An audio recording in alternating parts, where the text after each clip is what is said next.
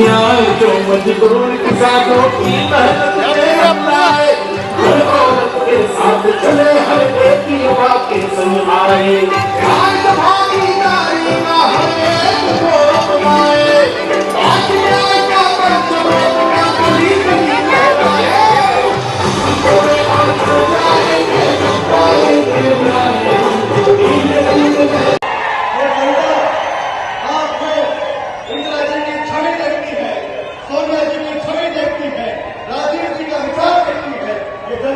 राम लातुरकर, आई तुलजा भवानी जी की। ये महान संतों की धरती है। संत श्रेष्ठ उदागर जी बाबा, श्री धोडू तांत्या महाराज जी, ये ख्वाजा बादशाह दरगाह जी की धरती भी है, और डॉक्टर शिवलिंग शिवाचार्य जी की धरती भी है। इस धरती को मेरा नमन। देखिए, आपकी इस धरती ने, महाराष्ट्र ने सामाजिक न्याय का प्रतीक बनकर पूरे देश को दिखाया।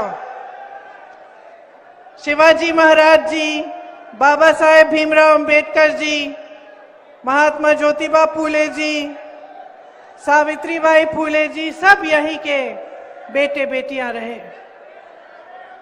आज यहाँ खड़े होते हुए, आपसे बातचीत करते हुए मुझे बहुत गर्व महसूस होता है कि मैं आपके बीच आई हूं। क्या हुआ उधर? लेकिन मेरी बहनें तो सब इधर हैं, फिर मैं उनको नहीं दिखूंगी। उधर जाओ।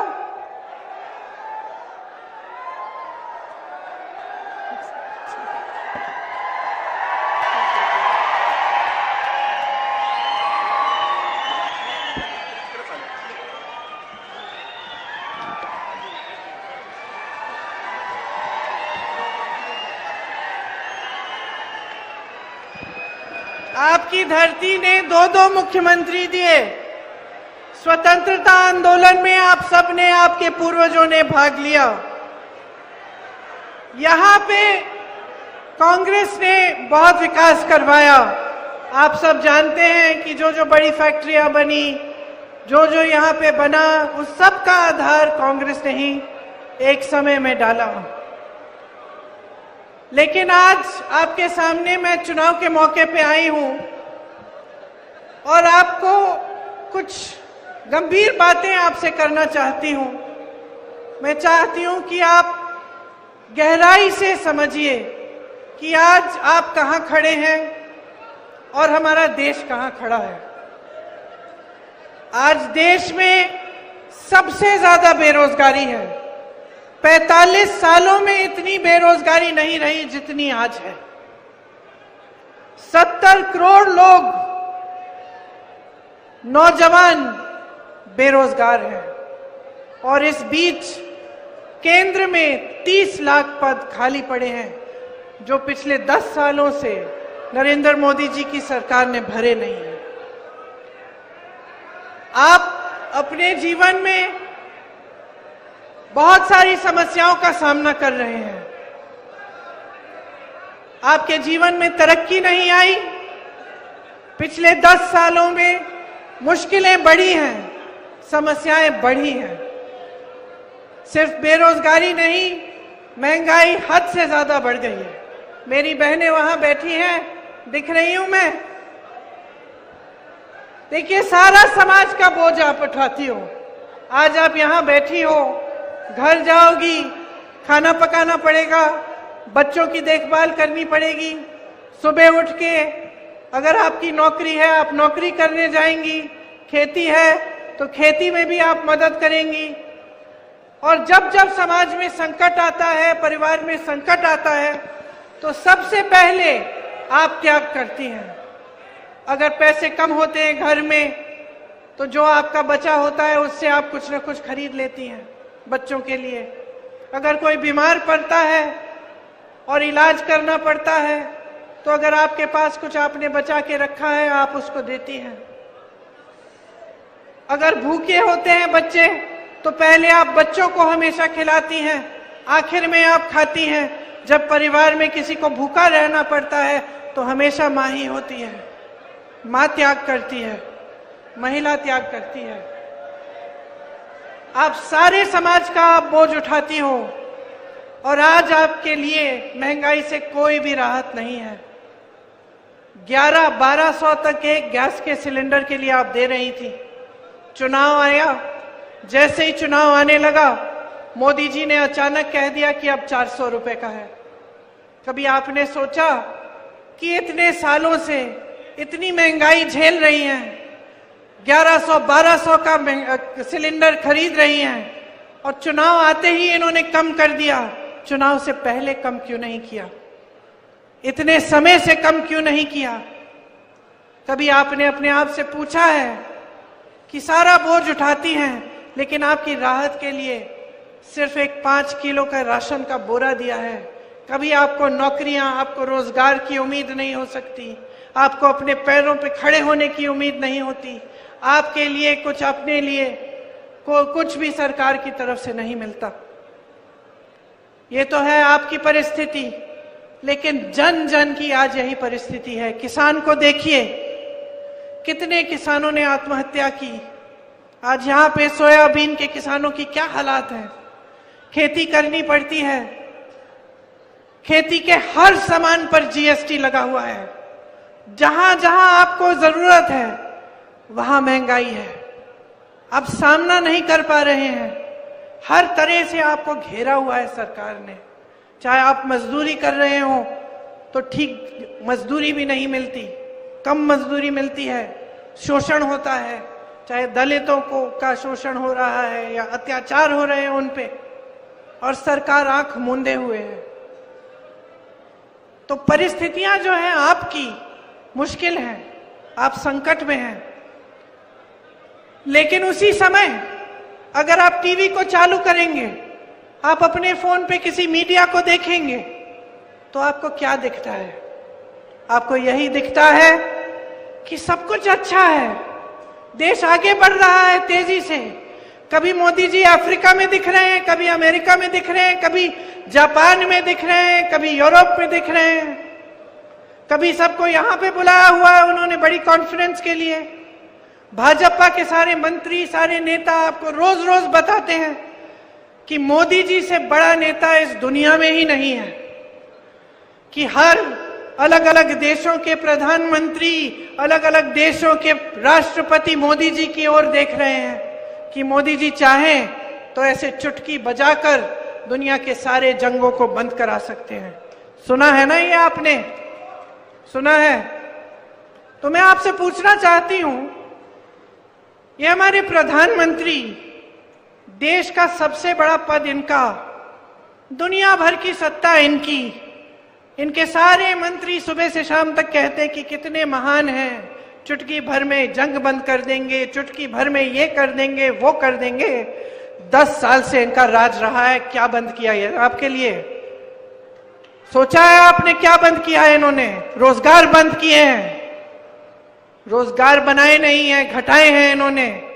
सोचा है कि आपके लिए क्या किया है? चुटकी बजा के क्या किया है आपके लिए? रोजगार पैदा किए? नहीं। महंगाई को कम किया? आपके जीवन में तरक्की आई? मेरी बहनों के लिए कुछ किया?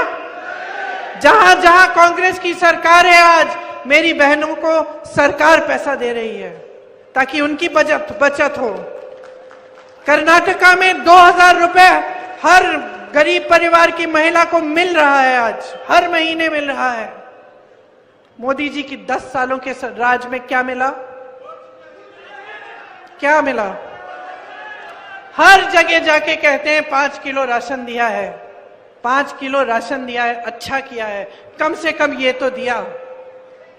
लेकिन आपको क्या लगता है कि आपके नौजवान बच्चे जिनको मेहनत से आपने पढ़ाया लिखाया, खेती करके, मजदूरी करके, आज जितना भी गरीब हो परिवार, वो ये चाहता है कि उसका बेटा, उसकी बेटी शिक्षित हो, उन्हें रोजगार मिले, इसलिए सब मेहनत करते हैं। परिवार के जितने सदस्य होते हैं किसी न किसी तरह से जुगाड़ करके, मेहनत करके अपने बच्चों को शिक्षित करते हैं। मैं एक महिला को जानती हूँ यूपी में, चुपचाप से फॉल साड़ी के फॉल सिल के 100 रुपए के लिए सिल के उसने इकट्ठे किए पैसे ताकि उसकी बेटी पढ़ लिख सके। तो सारे परिवार चाहे कितने भी गरीब हों यही चाहते हैं कि बच्चे शिक्षित हों। और आज परिस्थितियां ये हैं कि बच्चों को आप शिक्षित कर रहे हैं और आपकी सरकार आपको कह रही है कि लोग 5 किलो राशन में खुश हो जाओ, यही तुम्हारा भविष्य है। क्या इस 5 किलो राशन से आपके बच्चों का भविष्य बनेगा? क्या वो अपने पैरों पे कभी खड़े हो सकेंगे? तो नरेंद्र मोदी जी को ये गलतफहमी कैसे हो गई कि यही काफी है, कि यही करने की जरूरत है और कुछ करने की जरूरत ही नहीं है आपके लिए? ये परिस्थितियां कैसी बनी इस देश में कि जो आप खरीदने जाते हैं वो महंगा हो गया है। सोना 73,000 का, चांदी 90,000, मिट्टी का तेल, पेट्रोल, डीजल हद से ज्यादा। सब्जी खरीदने जाती हैं मेरी बहनें, क्या मिलता है? आधी चीजें छोड़ के चली आती हैं। त्योहार होता है, बच्चों के लिए नए कपड़े, फीस भरनी पड़ती है, कोई बीमार पड़ता है, पता ही नहीं कि कैसे सामना करेंगे। ये तोहफा दिया है आपको 10 सालों में मोदी जी की इस महान सरकार ने, और आप चुप हैं। आप कह रहे हैं कि काफी है। बताइए बताइए, काफी है? काफी नहीं है। क्या चाहते हैं आप अपनी सरकार से? क्या चाहते हैं? रोजगार चाहते हैं? जोर से बोलिए, रोजगार चाहते हैं? महंगाई को कम करना चाहते हैं? महिलाओं के लिए स्कीम्स चाहते हैं? किसानों के लिए राहत चाहते हैं? नरेंद्र मोदी जी की सरकार ने 16 लाख करोड़ रुपए अपने बड़े बड़े खरबपति दोस्तों के माफ किए हैं। 16 लाख करोड़ रुपए उनके कर्ज माफ। इस देश के किसान के लिए क्या माफ किया है? इस देश के किसान पे जीएसटी थोपी है। इस देश के किसान के लिए 1 रुपया माफ नहीं किया। जब इस देश के किसान आंदोलन कर रहे थे दिल्ली में, जब 600 किसान शहीद हुए, नरेंद्र मोदी जी अपने घर से बाहर नहीं निकले उनसे बात करने के लिए। जब इनके मंत्री ने किसानों को पहियों के तले कुचल दिया, अपने जीप के पहियों के तले, तब मोदी जी ने पूछा तक नहीं इनको। ये है इनकी हमदर्दी आपके प्रति। और चुनाव आता है तो सारी नौटंकी, सारा नाटक शुरू। आपके सामने बड़े बड़े वादे, 2 करोड़ रोजगार, 15 लाख आपके खातों में कहां है? मैं आपसे पूछना चाहती हूं, किसके खाते में आए ये 15 लाख? मैं तो ये सवाल आपसे पिछले चुनाव में कर रही थी। पिछले चुनाव में हमने आपसे पूछा कि भाई कहां है वो 15 लाख, कहां है वो 2 करोड़ रोजगार? आप चुप थे। आपके सामने ये लोग आए, धर्म की बात कर ली, जाति की बात कर ली, जज्बातों को उभार दिया, बहकी बहकी बातें कर ली, और आपने फिर से अपना वोट इनको दे दिया। अब मैं आपसे पूछना चाहती हूं, 10 साल हो गए, आपकी क्या सच्चाई है? आपकी सच्चाई आज ये है कि आपके जीवन में तरक्की नहीं आई। आपकी सच्चाई ये है कि आप कितना भी पढ़ाओ लिखाओ, कितनी भी मेहनत करो, पूरा नहीं हो रहा है, आपके बच्चों को रोजगार नहीं मिल रहा है। आपकी सच्चाई ये है कि जब महिलाओं के साथ अत्याचार होता है तो मोदी जी और उनकी सरकार किसको बचाते हैं? महिला को, कि जो अत्याचार कर रहा है उसको। हाथरस को देखिए, उन्नाव को देखिए, मणिपुर में देखिए, अरे हमारी ओलंपिक की मेडलिस्ट को देखिए, मेडल लाई, मोदी जी ने स्वागत किया अपने घर में, चाय पिलाई, फोटो खिंचाई, ये भी लिखवाया अखबारों में कि मोदी जी की सरकार में देखो महिलाएं गोल्ड मेडल लेके आ रही हैं। और जब वही महिलाएं सड़क पर उतरी न्याय मांगने के लिए, जब उन्हीं महिलाओं ने कहा कि हमारे साथ अत्याचार हुआ है, हमें बचाओ, हमें मदद करो, मोदी जी बाहर निकलना, मोदी जी ने उनकी बात भी नहीं सुनी, उनको घर भी नहीं बुलाया, उनसे पूछा भी नहीं कि बेटा तुमने इस देश के लिए इतना किया है, जरा बताओ क्या हुआ, मैं मदद कर सकता हूं। ये है उनकी हमदर्दी आपके लिए। आज ये है आपकी परिस्थिति। तो देखिए, समय आ गया है तय करने का। शायद आपको मेरी बात थोड़ी कठोर लगेगी, शायद आपको लगेगा कि क्या कह रही हूं मैं, लेकिन मैं आपके सामने सच्चाई कह रही हूं।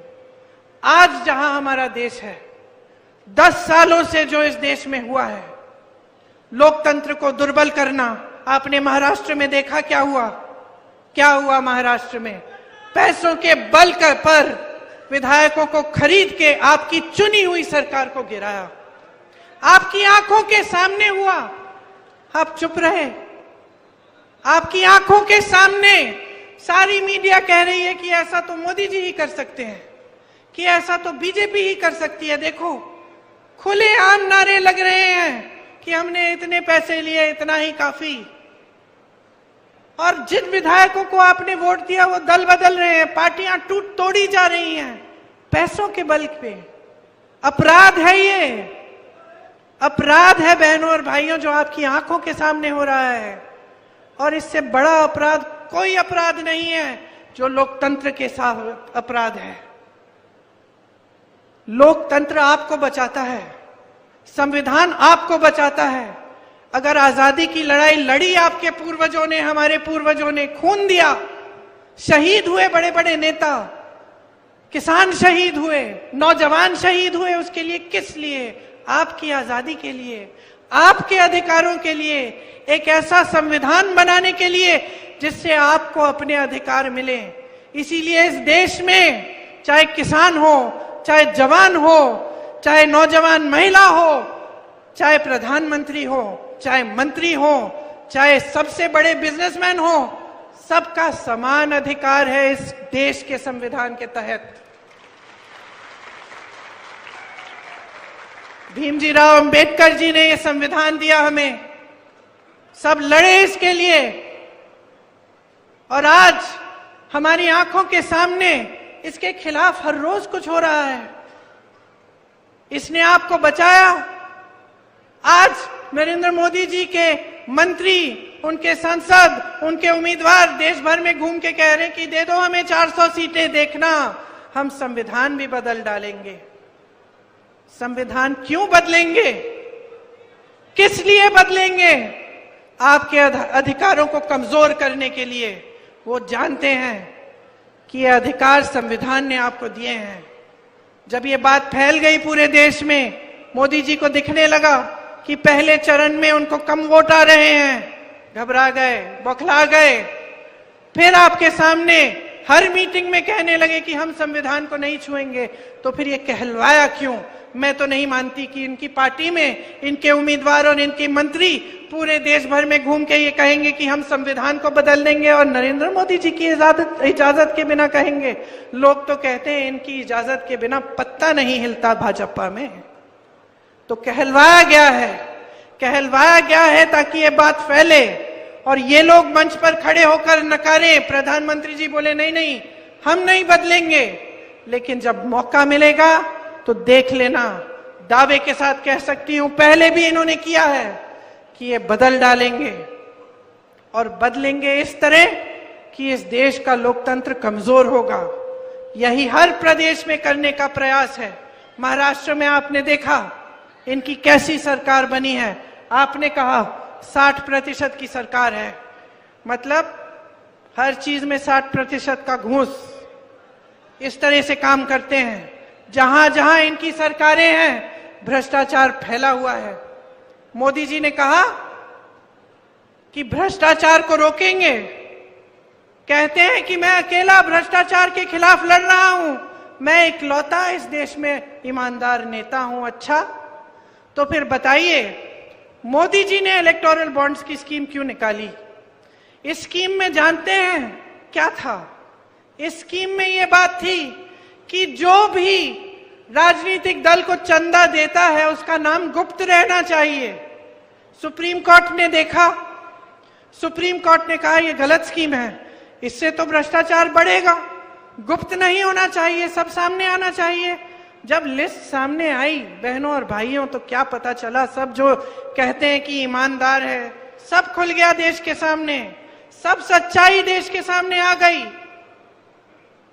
जिन जिन लोगों से इन्होंने चंदा लिया था, पहले उन्हें डराया धमकाया, उन पे रेड कराई, छापा लगवाया, जैसे ही उनसे चंदा लिया छापे बंद, केस बंद। गुजरात में जो पुल गिरा था उसको बनाने वालों से चंदा लिया, जिन्होंने आपकी कोविड वैक्सीन बनाई उसको बनाने वाले से चंदा लिया, किसी को नहीं छोड़ा, क्योंकि चंदा नहीं था, धंधा था, वसूली कर रहे थे। जब बात बाहर आई तो मोदी जी ने क्या कहा, अरे ये तो पहली बार पारदर्शी स्कीम बनाई हमने, अब तो सबको मालूम है कि किसने क्या दिया, लेकिन वो तो सुप्रीम कोर्ट ने आपसे मजबूरी करके आपसे निकलवाई वो लिस्ट, आपने तो स्कीम बनाई थी उसको छुपाने के लिए।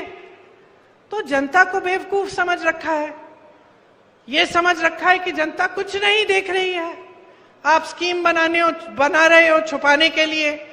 सुप्रीम कोर्ट कह रहा है निकालो, निकलती है तो कहते हो कि आप ही ने पारदर्शी स्कीम बनाई है। आप कहते हो कि महिलाओं के लिए आरक्षण कर रहे हैं, पूरे देश भर में जश्न बन रहा है, लोग माला पहना रहे हैं आपको बड़े बड़े मंचों पे, पूरी देश की पूरी मीडिया देशवासियों को बता रही है कि मोदी जी ने जो किया वो कोई और नहीं कर सकता था। बाद में पता चलता है कि 5-6 सालों के लिए तो वो होगा ही नहीं, आपने तो चुनाव के लिए उससे पहले ये सब स्कीम बना दी। पूरे देश की मीडिया इनके साथ है, क्योंकि पूरे देश की मीडिया बड़े बड़े खरबपतियों की है। तो आपको सच्चाई दिख नहीं रही है, आपको सच्चाई दिखती है कि सब कुछ अच्छा है। और मैंने कहा आपको लगेगा कि मैं कठोर बात कर रही हूं, कठोर बात सिर्फ ये है कि आज जो इस देश की सच्चाई है वो कहीं टीवी पे नहीं दिख रही है आपको, ये आपके जीवन में दिख रही है।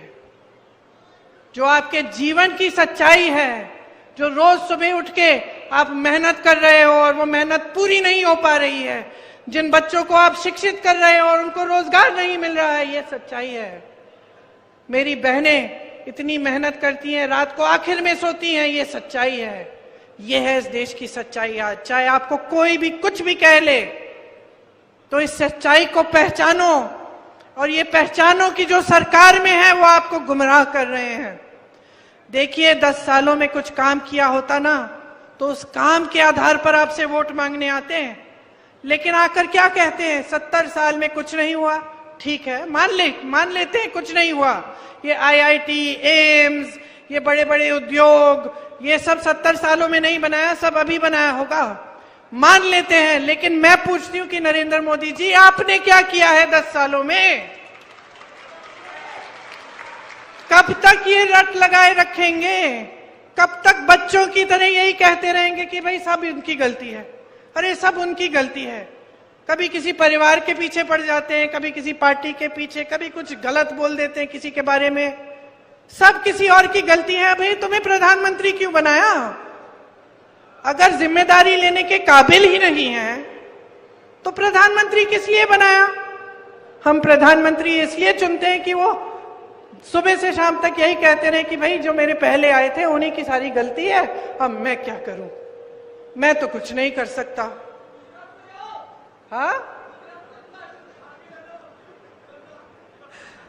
हमने इसलिए तो नहीं चुना ना इनको। हम प्रधानमंत्री किस लिए चुनते हैं? कुछ करके देंगे। जब इतनी सत्ता है, इतने बड़े हैं, आपके लिए रोजगार नहीं दे पाए, आपकी खेती से कमाई नहीं करा पाए, आपके बच्चों को रोजगार नहीं, शिक्षा नहीं दे पाए ठीक ढंग से, महिलाओं को खड़ा नहीं कर पाए अपने पैरों पे, तो फिर क्या फायदा है इस बड़े नेता की? क्या फायदा है इन नेता का? फायदा तो यही है कि टीवी चलाइए, कुछ नौटंकी आपको दिख जाएगी, है कि नहीं? आपने सुना है कितनी बहकी बहकी बातें कर रहे हैं आजकल। मैंने टीवी चलाया, पहले मैंने देखा, मुझे ऐसा लगा ये हो नहीं सकता कि प्रधानमंत्री जी ऐसी बातें कर रहे हैं। चैनल बदला, मैंने कहा हो सकता है कि कई बार ये वीडियो जो होते हैं ना, नकली वीडियो, मैंने कहा होगा कोई नकली वीडियो। चैनल घुमाया, फिर वही बातें। मन में ये बात आई कि जैसे शादी में आप जाते हैं ना, वो अंकल जी बैठते हैं शादी में, देखा है एक अंकल जी हमेशा हर परिवार में होते हैं जो कोने में बैठ के गप्पे मारते हैं और सबको ज्ञान देते हैं, है ना? है कि नहीं? आपके परिवार में है? आप जानते हैं कौन है? हर परिवार में होते हैं ऐसे अंकल जी, बैठते हैं और सुबह शाम मतलब जैसे ही शादी वादी का सब हो रहा है समारोह, सब लोग हैं वहां बैठ के सबको ज्ञान दे रहे हैं। जो बोर हो रहा है वहां जाके सुन रहा है कि देखिए सुने आज अंकल जी क्या कह रहे हैं, है ना? अब आप सोचो एक दिन अगर अंकल जी ने आपको ऐसी बात कही कि सावधान हो जाओ, सावधान हो जाओ, क्योंकि एक ऐसा राजनीतिक दल है जिसने अपने घोषणा पत्र में ये लिखा है कि एक एक्सरे की मशीन लाएंगे और उस एक्सरे की मशीन को आपके घरों में घुसाकर जहां जहां आपने बचत की है, किसी डिब्बे में रखी है, या फिर आपने वो जो अन्न का डिब्बा होता है उसके नीचे रखा है, या फिर आपकी महिलाओं के जो मंगलसूत्र हैं या आपने सोना बचा के रखा है, वो एक्सरे मशीन उसको निकाल के लेगी और ये राजनीतिक दल जो है उसको चोरी करके किसी और को दे देगा। अब आप मानो कि ये अंकल जी ने कह दी ऐसी बात और आप वहां बोर होके खड़े हैं सुन रहे हैं, तो आप क्या कहेंगे? आप यही कहेंगे ना कि अंकल जी सठिया गए, यही कहेंगे ना कि अंकल जी को आज क्या हो गया, आज तो इन्होंने बहुत गहरी साजिश निकाल दी है। और शायद आप अंकल जी को कहेंगे अंकल जी आज क्या बात कर ली आपने, हंसेंगे। अब यही बात इस देश के प्रधानमंत्री भरे मंच पे खड़े होकर अपने पद की गरिमा, अपने पद की गंभीरता को आधार बनाकर आपके सामने रख रहे हैं, यही बात कर रहे हैं ये, तो आपको हंसी क्यों नहीं आ रही है? आप इनकी बातों में उलझ क्यों रहे हैं? आप सोचिए कभी ऐसी ये स्तर रहा है प्रधानमंत्री का?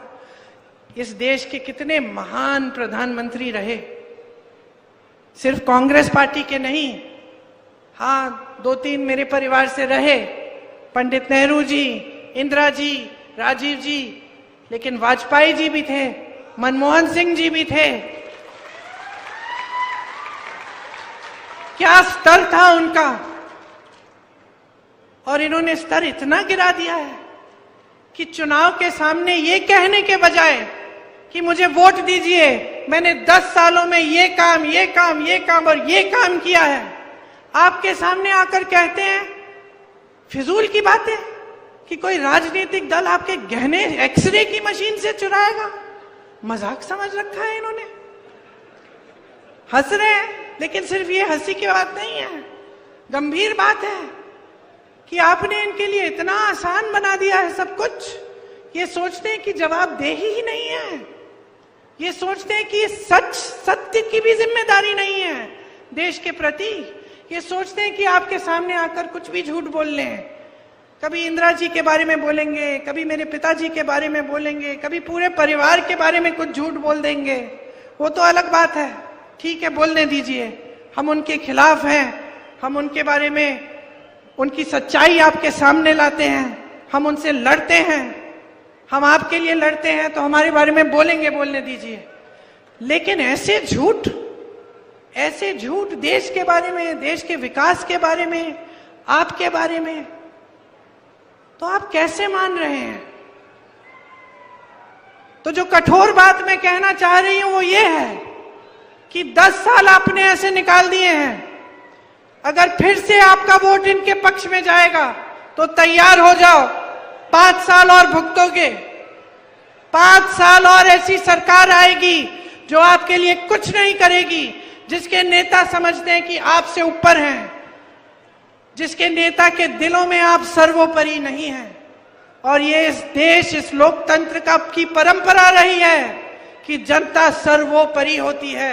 मैंने इंदिरा जी को देखा है, गांव गांव जाती थी, अपने पिताजी के पीछे पीछे जाती थी मैं, गांव के अंदर, गांव में डांट खाते थे वो महिलाओं से कि हमारी सड़क नहीं बनाई है, राजीव भैया बताओ। ये थी परंपरा हमारी। महात्मा गांधी आपके बीच आते थे, कोई ऐसा नेता नहीं रहा इतना अहंकारी कि वो सोच बैठा कि मंच मंच पे दिखेगा, बड़े बड़े उद्घाटनों में दिखेगा, बड़े बड़े विदेशी नेताओं के साथ दिखेगा, मगर आपके बीच नहीं आएगा और फिर भी दोबारा से आप उसको चुनोगे। तो मैं आपसे ये कहना चाहती हूं कि अपने जीवन में सुधार लाना है, तरक्की लानी है, रोजगार लाना है, महंगाई को घटाना है और जो आपकी समस्याएं हैं उस पर चुनाव लड़ाना है, तो अभी जागने की जरूरत है। अभी जागरूक बन जाओ। आज अपना वोट व्यर्थ मत करो। बहुत लोगों का खून गया है इस जमीन को सींचने में।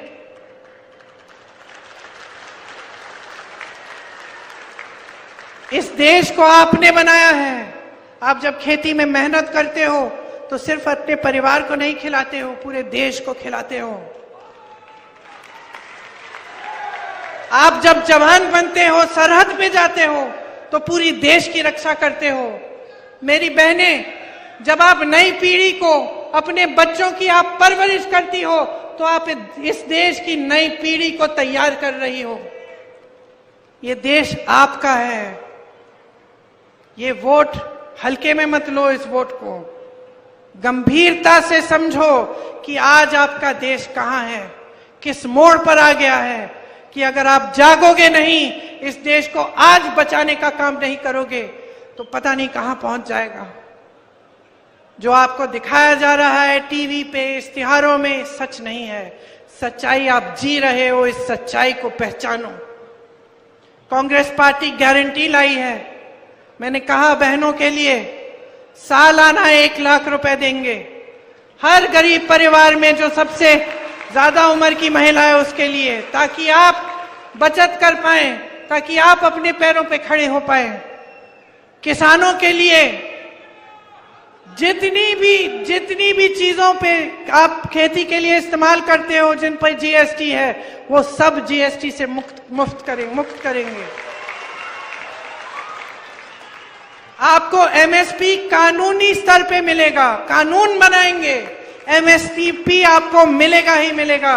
और ये जो 16 लाख करोड़ के माफ कर रहे हैं ना, ये ऋण अपने बड़े उद्योगपति दोस्तों के, इसके बजाय हम जो आपके ऋण हैं उनको माफ करने के लिए एक स्थायी आयोग बनाएंगे, ताकि किसी सरकारी ऑर्डर की जरूरत नहीं होगी। जब आपको ऋण माफी की जरूरत होगी, आप आयोग में जाकर अपने ऋण माफ करा पाएंगे। हम आपको मजबूत करना चाहते हैं, इस देश की खेती को मजबूत करना चाहते हैं। इसके लिए हम खास नीतियां लाएंगे। हम नौजवानों के लिए एक 5,000 करोड़ रुपए का फंड बनवाएंगे, जिससे जब आप अपने छोटे छोटे कारोबार शुरू करना चाहेंगे तो आपको उस फंड से पैसे मिलेंगे।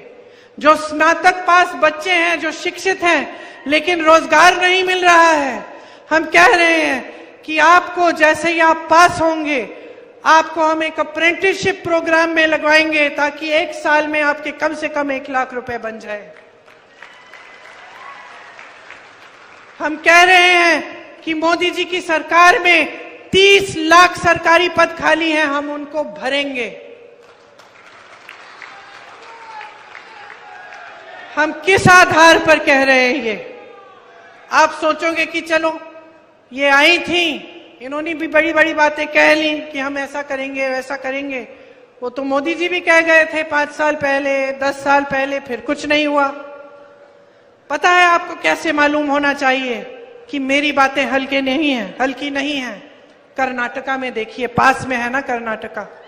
जितनी गारंटी हमने दी, चुनाव से पहले जो गारंटी दी, सरकार बनने पर वो गारंटी पूरी हो रही है। छत्तीसगढ़ में हमने वही किया, किसानों के कर्ज माफ किए। हिमाचल प्रदेश में हमारी सरकार है, हर रोज गारंटियों को पूरा करने का काम हो रहा है। तेलंगाना, धन्यवाद, तेलंगाना में भी हमारी सरकार है, तेलंगाना में गारंटी पूरे हो रहे हैं।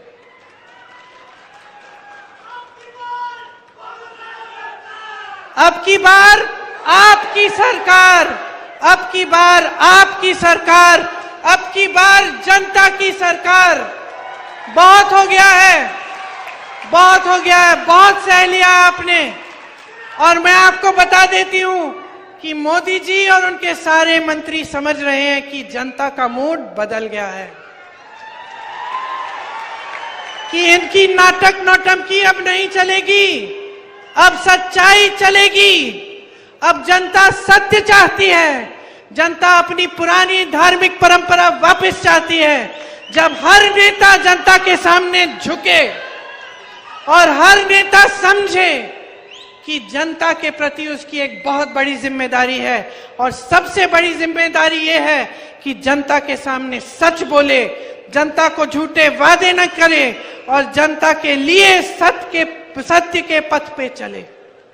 यही सबसे बड़ी जिम्मेदारी है। देखिए, नेता का धर्म सेवा होता है।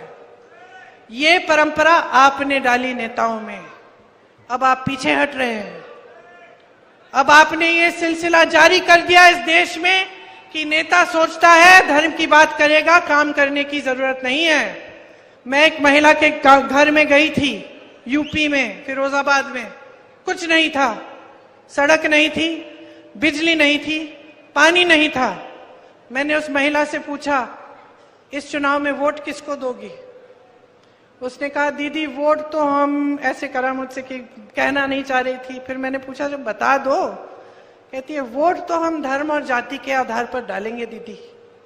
मैंने कहा, अच्छा, कितने चुनाव के लिए करोगी ये? कहा, पिछली चुनाव में भी किया और इस चुनाव में भी। तो मैंने उससे पूछा, तुम्हें मिला क्या है? तुम्हारा नेता तो बड़ा हो गया, नेता तो गया वहां संसद में चला गया, मंत्री भी बन जाएगा, उसके बच्चे शिक्षित हो जाएंगे, पैसे बन जाएंगे, अमेरिका भी भेज देगा पढ़ाई के लिए, फूलेगा फलेगा, अच्छी सी गाड़ी लेगा, घूमेगा। तुम्हें क्या मिला? जवाब नहीं दे पाई। मैंने कहा, तुमने सोचा है कि ये जो वोट है तुम्हारा, ये उसके लिए नहीं है, उसको बड़ा बनाने के लिए नहीं है, उसको सत्ता देने के लिए नहीं है। ये यहाँ पे जो तुम्हारी टूटी नहीं है ना, इसको लगवाने का वोट है। ये तुम्हारी सड़क बनवाने का वोट है, ये तुम्हारे बच्चों के लिए स्कूल बनवाने का वोट है, ये तुम्हारे घर में पानी लाने का वोट है, ये तुम्हें रोजगार दिलवाने का वोट है। तो समझी। उसने मुझे कहा, दीदी अगली बार कभी नहीं खोने दूंगी। तो समझ लो, ये तुम्हारा वोट है, किसी नेता के पक्ष में नहीं, मेरे पक्ष में भी नहीं, किसी राजनीतिक दल के पक्ष में नहीं, अपने पक्ष में डालो। अपने घर के लिए, अपने परिवार के लिए, अपने गांव के लिए, अपने शहर के लिए, अपने प्रदेश के लिए और अपने इस देश के लिए, जिसकी मिट्टी ने तुम्हें जीवन दिया है। क्योंकि नेता का स्वभाव होता है, सत्ता मिलने पे अहंकार हो जाता है। नेता का स्वभाव होता है, सत्ता मिलने पे बदल जाता है। और यही आप अपने आंखों के सामने नरेंद्र मोदी जी के साथ देख रहे हैं। इतना अहंकार हो गया है कि आपकी परवाह ही नहीं है। इतना अहंकार हो गया है कि सलाहकार भी सही चीज नहीं बता पा रहे हैं, सलाहकार भी झूठी बातें बनाने लगे हैं। सलाहकार भी ये नहीं बता सकते कि देश की जनता पिस रही है महंगाई से, कि रो रही है देश की जनता, डर रहे हैं, कांप रहे हैं सब। बहुत हो गया है, इनको सबक सिखाइए, बदलिए सरकार को, अपने लिए सरकार लाइए, अपने पैरों पे खड़े होने के लिए, अपने भविष्य को मजबूत बनाने के लिए। यही मेरा आग्रह है आपसे कि जब आप चुनाव के समय अपना वोट डालने जाएंगे तो 2 मिनट के लिए आंखें मूंद के सोचो, किस लिए जा रहा है ये वोट, किस लिए जा रहा है ये वोट, किस आधार पे दे रहे हो, और जज्बातों को एक तरफ कर दो। अपने जीवन, अपनी सच्चाई और अपने भविष्य के लिए डालो ये वोट।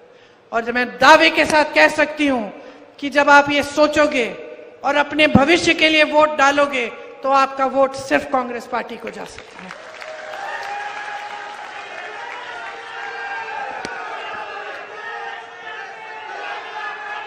यहाँ के हमारे उम्मीदवार हैं, मैंने आपके बारे में बहुत अच्छी अच्छी चीजें सुनी हैं, आपके लिए समर्पित हैं। यहाँ से आपने, जैसे मैंने कहा, यहाँ से आपने बड़े बड़े मुख्यमंत्री दिए, विलासराव जी का पूरा परिवार आपके लिए समर्पित है। हम आपके लिए समर्पित हैं।